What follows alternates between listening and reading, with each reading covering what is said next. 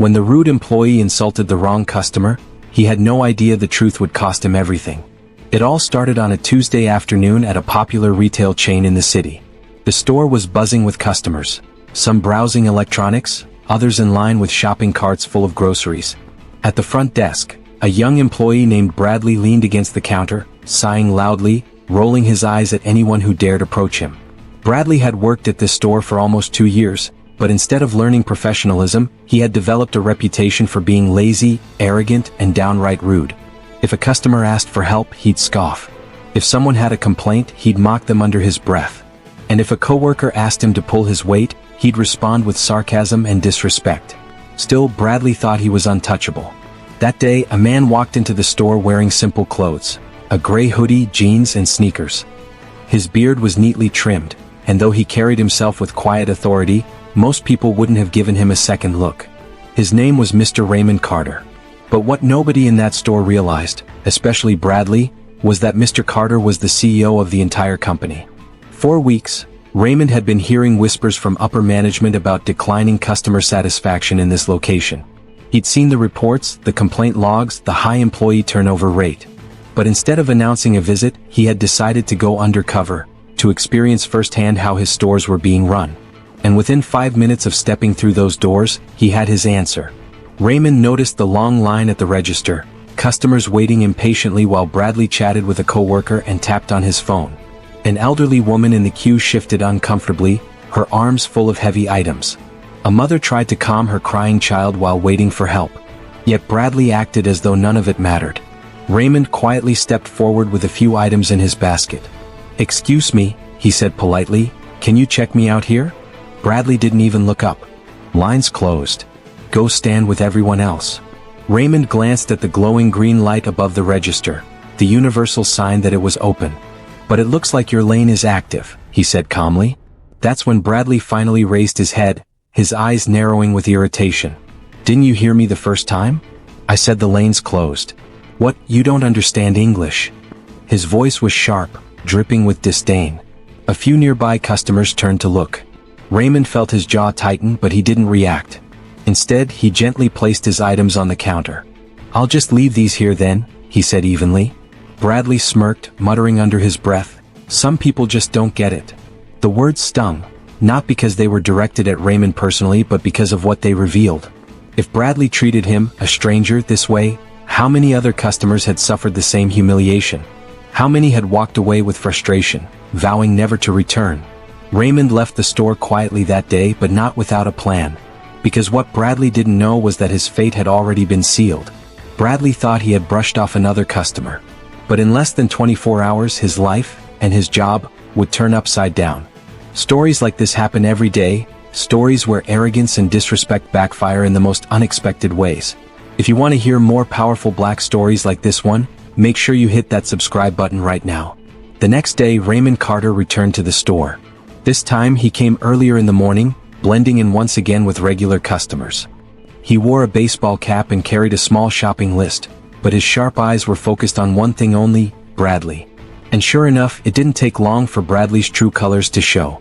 At the customer service counter, a young mother walked up timidly. She had 2 small children tugging at her hands, their faces tired. She placed a small box on the counter, an item she had bought the day before that turned out to be defective. Her voice was soft, almost apologetic. "Excuse me, sir. I bought this blender yesterday, but it doesn't work. I was hoping I could exchange it, please." Bradley leaned back in his chair, arms crossed. His eyes rolled dramatically before he even touched the box. "Lady, do you even have the receipt?" "Yes, I do," she said quickly, fumbling through her purse. She pulled out a crumpled slip of paper and handed it over. Bradley snatched it from her hand, muttering, "Figures." The mother shifted nervously as her kids tugged at her sleeves. One of them whispered, "Mommy, I'm hungry," but she shushed them softly. Bradley squinted at the receipt, then at the blender. "Looks like you bought this on clearance. That means no refunds, no exchanges. Should have read the fine print before you wasted my time." The mother's face fell. "But, it was the last one on the shelf. And it broke the very first time I tried to use it. Please, sir. I just need one that works. I saved up for weeks to buy this." Her voice cracked. The humiliation was visible in her trembling hands, in the way she tried to stay strong in front of her children. "And Bradley? He smirked. You should have saved up for something better then. Not my problem. The words cut like a blade. The mother's lips trembled as she gathered her broken blender, fighting back tears. Other customers nearby looked on in shock, some shaking their heads, but no one dared intervene. No one, except one man. Raymond Carter stepped forward, his blood boiling. He had seen enough. The first time, Bradley's rudeness was directed at him. He could take it. But this, humiliating a struggling mother in front of her children? That was unforgivable. Excuse me, Raymond said firmly, his voice carrying authority even in disguise. Is this really how you treat paying customers? Bradley turned, annoyed. Oh great, another one. Look, if you don't like it, go shop somewhere else. I don't have time for sob stories. The entire section of the store grew tense. Customers leaned in, sensing something about this exchange felt different. Raymond's eyes locked on Bradley's. For a moment, the CEO's mask almost slipped. He wanted to tell him right there, right then, who he really was. But instead he held his tongue. Because sometimes the best revenge isn't quick. Sometimes it's letting arrogance dig its own grave. Raymond turned to the mother, softening his voice. Don't worry. We'll make this right. He gently placed a hand on the counter. You and your kids deserve better. The woman blinked at him in surprise, whispering a shaky, thank you. But Bradley scoffed. Yeah, sure. Like you can do anything about it. Oh, if only he knew. Raymond's jaw tightened. He stepped back not because he was defeated, but because he was planning something bigger. Something that would shake Bradley's world to its core. As he watched the mother leave with her children, Raymond knew it was time. This wasn't just one rude employee. This was a disease in the company culture, and he was going to cure it. And Bradley? He was about to learn the hardest lesson of his life. Bradley thought he had won again. But within days he'd be summoned into the manager's office, and sitting across from him would be the last person he expected. 3 days later, Bradley strolled into work with the same swagger he always carried. To him, it was just another day to sneer at customers and pass the time until his shift ended. But as soon as he clocked in, the store manager, Mr. Daniels, stopped him. His face was stiff, unreadable. Bradley, my office. Now. Bradley frowned. What? I just got here. Now. The firmness in Mr. Daniels' tone caught him off guard. Still, Bradley shrugged, smirking as he followed. Must be about that overtime I've been asking for, he muttered under his breath. Inside the office the air was thick. Mr. Daniels didn't sit down, he simply gestured toward the chair. Take a seat. Bradley rolled his eyes, plopping into the chair with arms crossed. What's this about? For a moment, silence filled the room. Then Mr. Daniels leaned forward. I've been getting reports about you. Complaints. Customers saying you've been disrespectful, dismissive, and downright rude. Bradley laughed. Complaints? Please. Customers always complain when they don't get their way. That's not on me. His arrogance dripped in every word. But then, the door opened.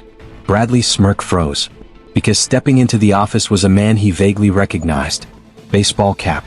Calm demeanor. Eyes that burned with authority. It was him. The customer Bradley had mocked earlier that week. Except this time, the man wasn't dressed casually. No.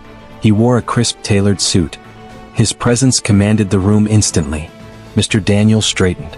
Bradley, this is Mr. Raymond Carter. Bradley blinked. The name didn't click right away. Okay, and? Mr. Daniels continued.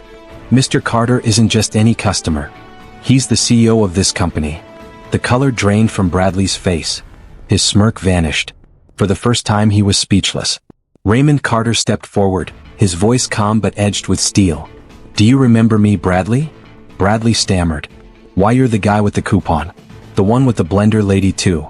Raymond nodded slowly. That's right. I was here. I watched. I saw how you treated me. I saw how you humiliated that mother in front of her children. I've been undercover in my stores, Bradley. And you made it very clear how little respect you have for the people who keep this business alive. Bradley swallowed hard, shifting in his chair. The confidence he wore like armor had shattered. Look, I was just doing my job. People complain all the time. You can't take their word over mine. Raymond cut him off, his voice sharp now. This isn't about complaints. This is about your attitude. The disrespect. The arrogance. The cruelty. That is not the standard of this company. And I will not allow it. The room went silent. Bradley's hands clenched into fists on his knees. His voice trembled now, desperation creeping in. Wait, are you saying? Raymond leaned forward, eyes locked on him. Bradley, I'm saying you're finished here. The word struck like thunder. Bradley's face contorted, disbelief, anger, and fear all at once. No, you can't do this. You need me. I've been here for years. I know how things work. Raymond's expression was cold, resolute. No. What we need are people who treat our customers with dignity and respect. Something you've proven you can't do. Bradley's voice broke into a near shout. This isn't fair. You're just... But Raymond raised his hand, silencing him. Fair? You humiliated customers, Bradley. You abused the very people who pay your salary. Fair is finally holding you accountable. Bradley's chest heaved. For the first time, he wasn't the one in control. He was cornered, and the walls were closing in. Raymond stood tall, ready to make his final decision. Bradley sat frozen, desperate and sweating. The next words out of Raymond's mouth would seal his fate forever. Bradley's heart pounded so loud he could hear it in his ears. His palms were sweaty, his voice shaking now, stripped of all the swagger he carried just moments before. Please, he stammered, I need this job. I've got bills to pay. You can't just... Raymond Carter's gaze didn't waver. His tone was firm, calm, and unshakable. Bradley, you should have thought about that before you treated people the way you did. This isn't about one bad day. I went undercover in this store for a reason. And in just a few visits, I saw the truth about you. The disrespect, the cruelty, the smugness. That wasn't an accident. That was who you chose to be. Bradley's voice rose in panic. Look, I was stressed, all right? Customers are rude too. They push, they nag, they complain about everything. What do you expect me to do, smile through all of it? Raymond leaned forward, his voice cutting like a blade. Yes, because that's the job. That's leadership. That's the responsibility you carry when you wear this uniform. You chose to belittle people instead of serve them. And now you're out of chances. The silence in the office was suffocating. Mr. Daniels stood by quietly, watching the CEO take control, his face unreadable. Bradley's eyes darted around, searching for a lifeline. But there was none. His arrogance had burned every bridge. Raymond straightened, adjusting his jacket. His final words were deliberate, every syllable heavy with authority. You're fired. The hammer had dropped. Bradley's jaw fell open. No, you can't. But Raymond didn't flinch. Security will escort you out. You will not step foot in this store again. And let me make one thing clear. This isn't punishment. This is justice. For every customer you humiliated. For every person you made feel small. Today, Bradley, it's you who gets humbled. Bradley's eyes welled with tears, rage and shame colliding inside him. But there was nothing left to say. No defense. No comeback. As security walked him out, customers on the floor watched. Some recognizing him, some whispering. The same man who had once sneered and mocked them was now leaving in disgrace. And for the first time, Bradley felt what he had dished out to so many others. Humiliation. Later that week, Raymond held a meeting with the entire staff. His words were powerful, echoing through the break room. This company was built on service, respect, and integrity. No one, and I mean no one, is above that. I will always stand with the people who do this job with kindness and dignity. Because customers are not obstacles. They are the reason we exist. The employees erupted in applause. For the first time in months, the store felt lighter. Hopeful.